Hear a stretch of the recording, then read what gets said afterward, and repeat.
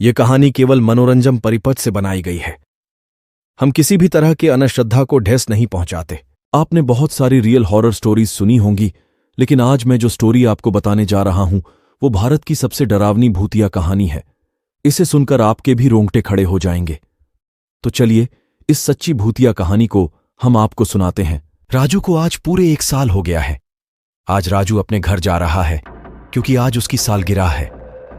उसकी पत्नी घर पर उसका इंतजार कर रही होती है, लेकिन आज राजू को ऑफिस से लौटते वक्त काफी देर हो जाती है। वह अपनी बाइक स्टार्ट करता है, लेकिन काफी देर तक प्रयास करने के बाद भी बाइक स्टार्ट नहीं होती है। वह बाइक को ऑफिस में ही छोड़ देता है और बस का इंतजार करने लगता है, क्योंकि कुछ ही समय में बस के आने का टाइम होने लगता है। वह चलते चलते बस स्टैंड तक पहुंच जाता है, क्योंकि बस स्टैंड कुछ ही दूरी पर था। लेकिन तभी बारिश होना शुरू हो जाती है। तभी राजू सोचता है कि अभी तो आसमान पूरी तरह साफ था, फिर बारिश कैसे होने लगी। लेकिन राजू इन बातों को इग्नोर कर देता है। राजू बारिश में भीगने लगता है।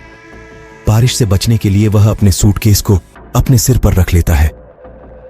बस स्टैंड पर और भी कई लोग बस का इंतजार कर रहे होते हैं।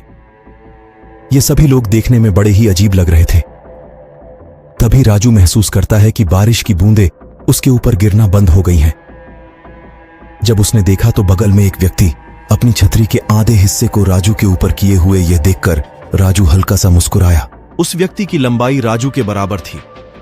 हाथ में बहुत सारी अंगूठी और चेहरे पर चश्मा लगाए हुए था, जिससे राजू उसका चेहरा ठीक से नहीं देख पा रहा था। उस आदमी ने कहा, यह बारिश का मौसम भी बड़ा ही अजीब है। कहीं तो बहुत ज्यादा बारिश हो जाती है और कहीं सूखा, कहीं लोगों को जीवन देती है तो कहीं मौत। उस आदमी की इस बात का राजू के पास कोई जवाब नहीं था। राजू उस आदमी को देखकर हल्का सा मुस्कुराया और अपना सिर हिलाया। कुछ देर बाद राजू का फोन बजता है। वह जेब से फोन निकालता है, तभी फोन हाथ से छूटकर जमीन पर गिर जाता है। राजू तुरंत फोन उठाने के लिए झुकता है तो उसे कुछ ऐसा दिखाई देता है जिससे वह पूरी तरह डर जाता है। वह देखता है कि छतरी वाले आदमी के पैर नहीं है। वह जूतों पर बिना पैरों के खड़ा है। वह हिम्मत बांधकर खड़ा होता है और अनजान बनने का दिखावा करने लगता है कि जैसे वह कुछ भी नहीं देखा। तभी वह देखता है कि बस स्टैंड पर बाकी के लोग नहीं हैं। वह और ज्यादा डर जाता है। वह तुरंत अपनी पत्नी शालिनी को अपने साथ हो रही घटना को मैसेज के जरिए बता देता है और जल्दी से जल्दी अपनी लोकेशन पर आने के लिए कहता है। लेकिन तभी छतरी वाला आदमी कहता है, शालिनी को यहां बुलाना अच्छा नहीं है। यह सुनकर राजू बहुत ज्यादा घबरा जाता है और वहां से भागने लगता है। वह तब तक भागता रहता है जब तक कि उसे छतरी वाला आदमी दिखाई नहीं देता। काफी दूर तक भागने के बाद राजू हांफने लगता है। सांस भरने के लिए वह एक टेबल पर बैठ जाता है और अपनी तेज सांसों को शांत करने लगता है। लेकिन तभी वह महसूस करता है कि बारिश की बूंदें फिर से उसके ऊपर गिरना बंद हो गई हैं। वह अपनी नजर पीछे घुमाता है तो वही छतरी वाला आदमी उसके पास खड़ा हुआ होता है। यह देखकर राजू फिर से वहां से भागना शुरू कर देता है और भागते भागते काफी दूर निकल आता है।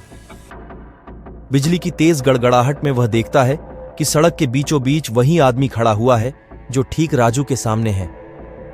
राजू से अब और भागा नहीं जा रहा था। तभी वह देखता है कि इस बार उसका आधा शरीर गायब हो चुका है। यह सब देख राजू की चीख निकल जाती है। इसी बीच राजू को पीछे से बस के हॉर्न की आवाज सुनाई देती है। वह तेजी से पीछे मुड़ता है तो उसे बस आती हुई दिखाई देती है। राजू बस को देखकर थोड़ा खुश होता है। तभी कुछ लोगों का झुंड बस की तरफ आते हुए दिखाई देता है। बस रुकती है और वह लोग एक दूसरे को धक्का देना शुरू कर देते हैं। इस धक्के में राजू नीचे गिर जाता है और वह लोग राजू के ऊपर चढ़ने लगते हैं। बस का कंडक्टर इस भीड़ से बचने के लिए बस को थोड़ा आगे बढ़ाता है, लेकिन इस भीड़ में राजू बस के नीचे आ जाता है और बस राजू के ऊपर चढ़ जाती है, जिससे राजू का आधा शरीर खून से लथपथ हो जाता है। तभी उसकी पत्नी शालिनी बस स्टैंड वाली लोकेशन पर पहुंचती है। जैसे ही वह राजू को ढूंढते हुए इधर उधर देखती है तो उसे राजू सड़क के बीचों बीच दर्द के मारे कराहता हुआ दिखाई देता है। उसका आधा शरीर बस के नीचे कुचल चुका था और मदद के लिए कोई भी इधर उधर दिखाई नहीं दे रहा था। किसी तरह से शालिनी उसे हॉस्पिटल ले जाती है। हॉस्पिटल पहुंचकर उसका इलाज किया जाता है। उसकी जान तो बच जाती है, लेकिन उस एक्सीडेंट की वजह से उसके पैर खराब हो जाते हैं। अब वह कभी भी अपने पैरों पर चल नहीं सकता है।